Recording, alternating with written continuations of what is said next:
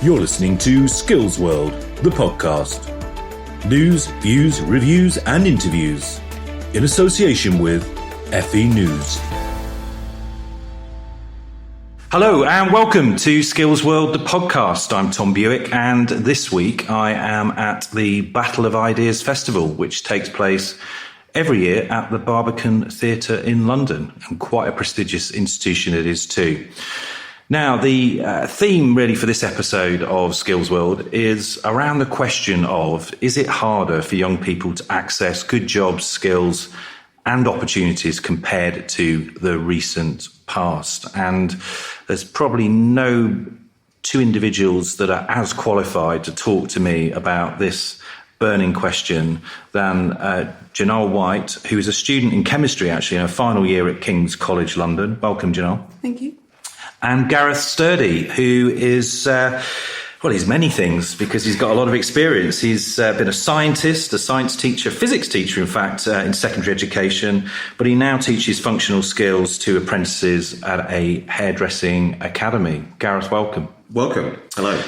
Now, all right, we are in some ways, as a workforce and as a modern society, in unprecedented times because for the first time in modern history, we actually have 5 generations in the workforce today. And the experts sort of divide these 5 generations into the traditionalists born before 1946, so essentially the wartime generation, the post-war generation known as the baby boomers born between 1946 and 1964, Generation X born between 1965 and 1976, Generation Y, also known as the Millennials, which is born between 1977, so that's the Queen's Silver Jubilee, for those that can remember that, and 1997, Blair's Cool Britannia and all of that, and Generation Z, or Z if you're listening in the United States, born after 1997.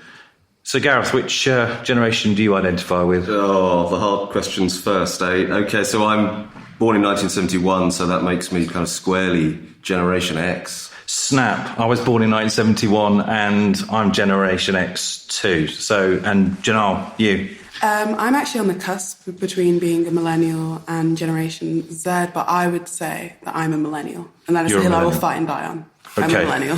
Well, what would be interesting is we go through this episode and we kind of talk in a bit more detail about the specific challenges and opportunities for young people. I'll ask you at the end whether you still identify being on that cusp, either being Generation Y, a millennial, or indeed Generation Z.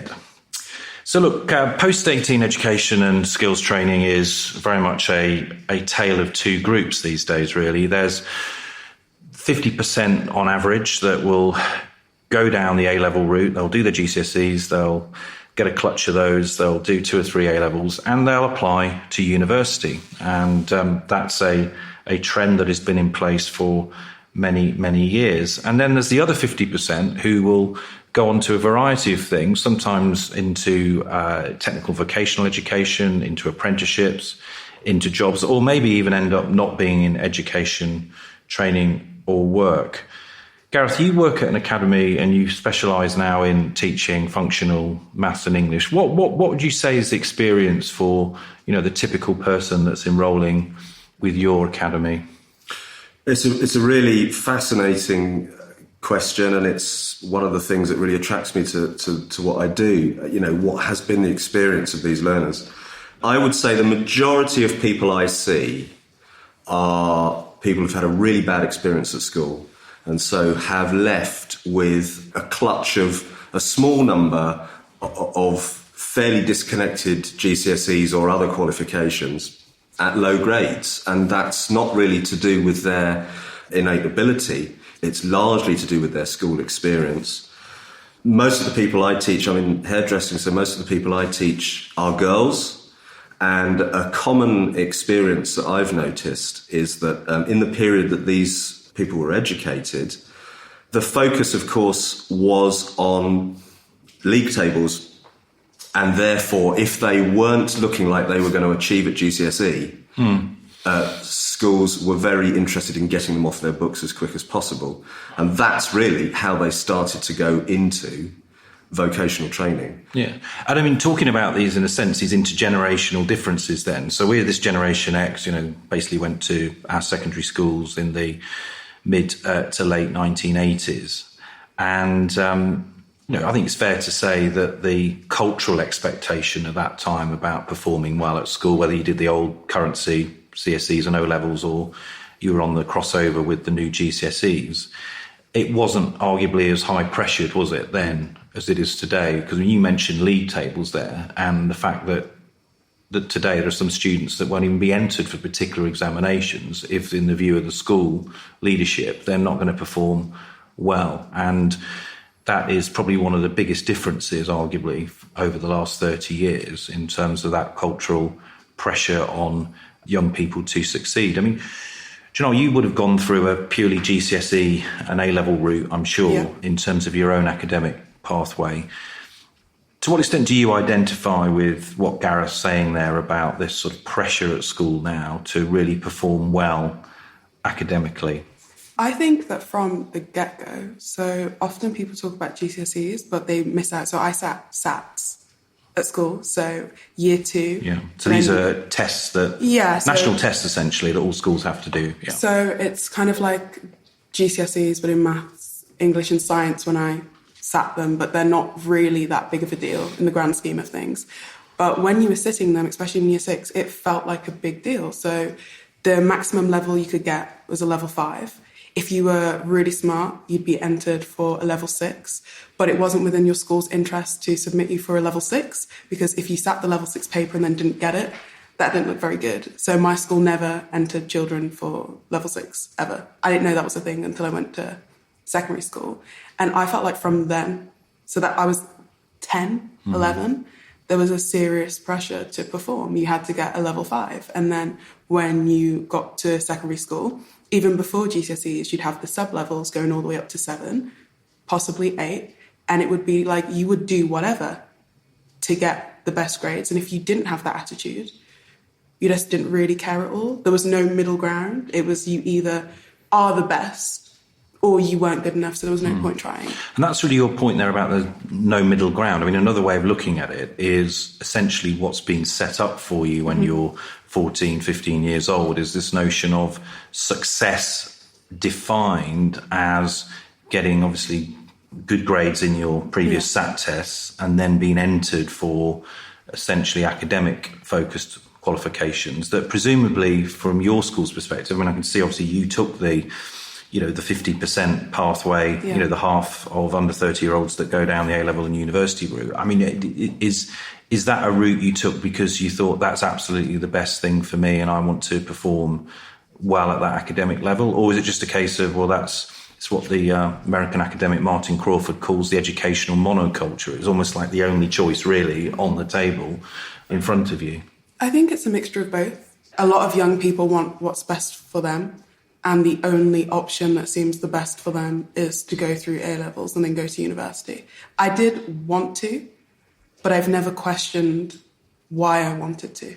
And I feel like now I'm at university, there's not a lot I can do to question that. And I'm happy with where I am, but I do wonder if things would have been different and if I would have chosen a different path if I didn't have that pressure on me, because I feel like I peaked. I was very lucky in the sense that I peaked very early as a child. So I was pushed through in gifted and talented and all of that to do my A-levels, to go to university. And that's not to say that I'm of any better ability than a lot of people who are in my class. It's just that they didn't do as well in their SATs. So they weren't put in top sets. So they weren't given the best opportunities. So they weren't pushed on the path that I was. So, if that makes sense. Absolutely. And it sounds like you obviously were excelling very well through that pathway anyway, and as a result you got more resource and more focus for that. But Gareth, I mean, you used to work in the secondary school system before, if you like, where you are now, where you're seeing the output of the secondary school system.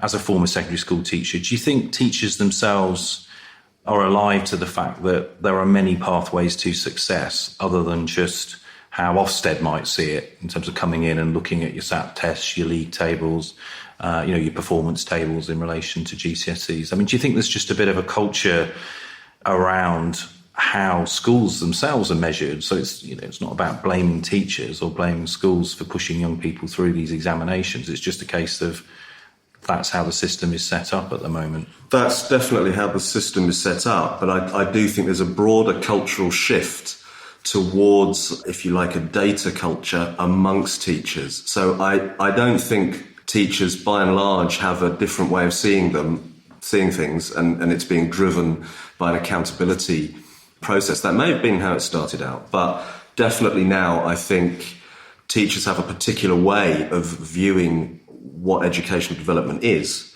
and I think it's hugely data driven. So to go back to Jhanelle's point about the SAT stage, I think you're absolutely right, because what happened is the primary schools would produce their SATs data, pass it on to the secondaries, who would then do exactly as you're saying, this is a level 6 child, whereas this is a level 4 child. Make their decisions then, often setting up those pathways to GCSE. But the crucial thing was that then the child couldn't appear to go backwards. So if they came in at level 4, whatever experience the child or the teacher had pedagogically in that situation, that child would have to then next report go up to level 4C, level 4B, level 4A, level 5. And this whole railroad track, established itself, that it was very difficult to get off when you were on it. So, and that... I mean, that's a good analogy, isn't it, a railway track? Because when you look at a railway track, unless there's really an interchange, it's a linear experience. Yeah. And I think that neatly sort of brings me on to then looking at that key transition point at key stage 4. As we know, the stats tell you, roughly speaking, half of that cohort will go seamlessly through A-levels and onto university. I think there's now a big challenge around when you look at, for example, levels of graduate underemployment. So this is essentially graduates in jobs that traditionally would have been non-graduate jobs. I think there's so I don't want to give any impression that somehow just because you've gone through that traditional A-level route, that then it's an easier time when you kind of get into your early 20s, because I think actually, again, looking at these intergenerational inequalities in the workplace, and what the experts will tell you is that particularly for, your generation, actually, or whether it's the generation Y or generation Z, you actually face very specific challenges around wage expectations, getting on the housing ladder.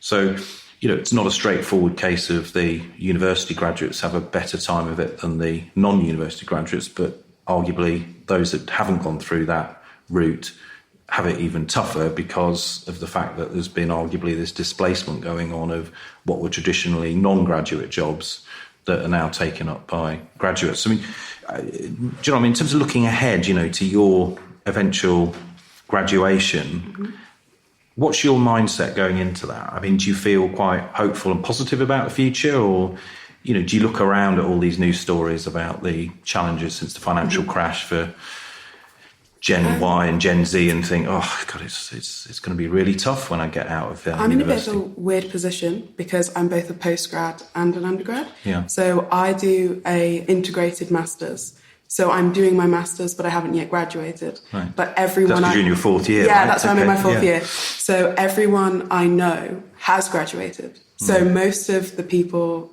that I went to university with or have met during university, or people my age who went to university have all graduated. And I don't know anybody with a graduate level drop. And I did chemistry. Everybody I know who hasn't gone into further education, who has a job, is doing full-time what they did as a part-time job during university. Right. And that's quite common. Other than graduate schemes, the biggest thing I found is that you have no idea how to even navigate getting the job. Again, it's back to this idea of the transmission mechanism, from kind of compulsory schooling into then further education and then into the workplace it's very difficult, isn't it? Yeah. Okay, sure, there's job centres there if you happen to be unemployed that can provide some advice. But that's not the same as good quality careers advice, saying your sixth form, or good quality advice at university, or even relationships with employers. I mean, I guess one question that I'd like to ask you, Jhanelle, is that if, for example, you could get as qualified as clearly you're going to be, up to actually level, to use the jargon, you'll be up to, I think, level 6, level 7. 6 is a bachelor's degree, 7 is a master's degree. terms of the UK qualifications framework. If you could have gone through, let's say when you left your A-levels, you could have gone into an apprenticeship with a pharmaceutical company that essentially was saying to you, right, you'll get exactly the same degree, you'll get exactly the same integrated masters at level 7, but it will be completely through a learning and earning route. Would you have been attracted by that kind of offer as opposed to just going full-time as a student? I would have been attracted to it, but I wouldn't have done it. Right. Because why? I think that, so this is something I'm speaking about later, is that I think often apprenticeships, this is my personal opinion, is that apprenticeships are of an equal, obviously, as you said, like level 6, level 7, they are of an equal standing to a degree, but I don't think they're of an equal social value yet.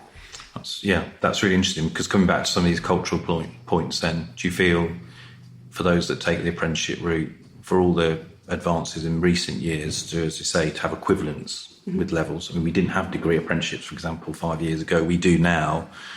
Are you saying that in terms of your experience, from your sort of generational perspective, there's still this sense of the degree has the higher social value than the apprenticeship? It's not even about the degree. I think that's maybe... It's about the experience you've gone through then? No, I think this is maybe Full-time something education. that I think is often overlooked by, I don't want to say older generations, but... That's all right. Gareth and I plead guilty for that one. Yeah, I think this is something that's overlooked, is that maybe university sits in a different context now to what it did before, is that it's not about having a degree. It's not even about what classification necessarily, but it's what classification, where you got it from, where you studied, who you studied with. Like, there are so many subcategories to how much value is your degree worth. And that's something that I felt like I learned being at King's and meeting people who've come from entirely different backgrounds to me. So I grew up in like a very working class town in the West Midlands. An apprenticeship or university were both viable, equal options.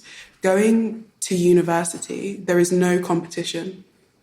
I've realised, like, people will go to King's, which is one of the best universities in the world, and be like, oh, I got here because, like, I was too thick to get into anywhere else. And, like, this is basically useless. But, like, it's okay, I'll do my postgrad at, like, Cambridge, and that'll be better. So I think that I was sold as a young person that an apprenticeship would be an equal option to a degree. And going to university and meeting people who came from a very different experience of education, there is no comparison. So there you go. I mean, that's good old British class structure then in the end, driving a lot of the cultural value around education. I mean, you're now working with a cohort of young people for whom they haven't gone through that route, but nevertheless, they are undertaking apprenticeships. They're not necessarily going to be paid a huge amount, but obviously there are, just like there are celebrity YouTubers and everything else, there are celebrity hairdressers around who do earn big bucks. I mean, does that sound a bit depressing to you that we still, for all the advances that have been made in recent years around reforming the apprenticeships, there's always going to be that, and actually, should we even try this whole kind of parity of esteem? I mean, actually what, Jhanelle's talking about is, at the end of the day, the education experience is not the same as apprenticeship. We shouldn't try and pretend that they are both the same. But what's your perspective on that, Gareth? I'm very excited, actually, about the way things are, but I say that completely aware that everything's in flux at the moment and there's a great deal of change. And I can say that as a middle-aged guy interested in education. If I were in my 20s stepping into that arena, I would completely be confused. But the reason I think it's exciting, so I have 2 children and they're 10 and one's about to be 13, and I've been saying for a while, I'm not particularly encouraging them to think about university at the moment, because of that apprenticeship or other work-based route. And I think the most exciting thing about the current situation is it demonstrates that technical fixes of the system are not necessarily going to deliver educated, skilled people.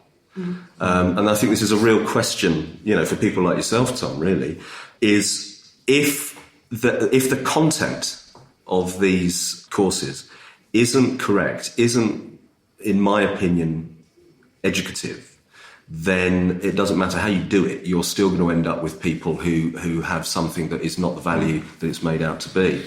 And that's really important, I think, when we look at university degrees, because just because lots of people, more than 50% of people might end up going to university. We've got to be really careful that that doesn't change what a university degree means, and then that in itself affects every other kind of qualification. Well, let's look at that in terms of changes in the perception and also the value of university degrees. I mean, again, not your average person is in all the statistics around wage premium data and actually some of the quite extensive destination surveys that are now commissioned by the government, but also undertaken by reputable independent think tanks like the Institute for Fiscal Studies. But one of the studies that I saw recently that really stuck out for me was the fact that looking at the wage premium, i.e. the additional monies that you can expect to earn as a result of having a university degree, but comparing our generation, Gareth, so those born after 1970 with actually those born after 1990, has found that average earnings for that for graduates has halved just in that period. So I absolutely take what you're saying, Jhanelle, about there's always going to be, if you like, cultural capital, social value attached to a university degree or a university experience. And actually, I'd be the first person to argue that actually academic learning for its own sake is absolutely fine in a civilized democratic society. I don't think this is an argument I'm advancing that's saying you've only got to take qualifications and skills that are relevant to today's labour market. Because as we know, with up to a third of jobs that potentially could be replaced through this so-called fourth industrial revolution, it wouldn't be a great skills strategy, would it, if we were just focusing young people on only doing the jobs of today. But there's clearly something going on in our post-18 education environment where, despite the 50% now that are going through university, the paradox for me is we're sending more students to university than ever before, but we're not seeing the corresponding rise in productivity and living standards. So someone somewhere has sold a dream about, the knowledge economy, and it's going to be great for our country in terms of our economy. But actually the headline stats just don't show that. Because is that something we should be worried about? Or actually, do we just fall back and admit that effectively what we're saying now is that young people are effectively chilled until the age of 24. We need as a state to be supporting them full time through education, and in that sense also living at home, and not worry about it so much? Or should we actually be trying to attack the issue of opportunity and getting people onto that, things like the housing ladder, or, getting into higher level skills through more of a work-based route? I think we have to get sort of our ducks in a row, as it were. And I think that starts, first of all, with if we are wanting to send large numbers, the majority of people to university, then we should be absolutely clear with them about what the purpose of that university degree is. Now, it's no surprise to me that if you predicate university degrees on wage power once you've got the degree, all that's going to do is cause a bit of a crash in wage earning after you get a degree, because that's not the purpose. And everything that gave those graduates extra value ends up getting removed from the degree in the first place. So trying to fix the economy by trying to get more people to have degrees isn't going to work, in my view. That doesn't mean that we just forget about how to fix the economy with the knowledge and skills of our young people. It just means use the right tool to do it, which is why I'm excited about the current innovations in other ways of getting people to a level 4, 5, 6 qualification, but not necessarily through a university. Yeah, because I'll be honest with you, as someone the same age as you. I mean, my ideal scenario for my own teenage son is that he will genuinely, by the time he's 16, 17, see a learning and earning pathway opening up, which may or may not include a bachelor's degree or a master's degree. It depends on what occupational route that he decides to take. But nevertheless, that pathway is there and is in front of him. And it's about actually coming out at the end of it, not faced with what our current graduates are faced with, £54,000 on average university debt. And I know, obviously, Jhanelle, you'll tell me this, there's a big debate about, well, is it really a debt because you don't pay it back until you get above a certain amount of earnings, so it's not like a kind of credit card debt in that traditional sense. But, from your point of view, Jhanelle, do you not think we're just putting a millstone around the necks of generation, their necks, your neck? I feel like I'm a bit of an expert in student debt. because when I graduate, I'm going to be in over £70,000 worth of student debt. So that's what the student loans company will have on the ledger that Jhanelle White owes. That's not including the interest they very, very kindly asked me. Which is about 6%. Yeah, so every year when I reapply, they're like, are you aware of the interest? Are you okay? And I'm like, well, I don't really have a choice. So sure. But I was encouraged at college to not see it as a debt, but to see it as an investment. And my teacher actually made a really good point, which was like, on average, you're probably going to spend more on your phone contract or on streaming service contracts per month than you are going to be paying back your student debt. I don't really think about the debt too much because I know I'm never going to pay it back. Like, we call it like monopoly money. Like, I think for students, if you can afford to go to university, you'll go. Coming from a low socioeconomic background, the only concern I had was where I'd go to university. That's when money does become an issue. But otherwise, I don't think the debt is really a deterrent often, because it's not.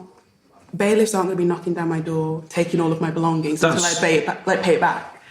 So I don't really think about it too often. That's true, and you certainly won't have to pay it back until, of course, you earn above a certain amount of money. It's around about £22,000 now.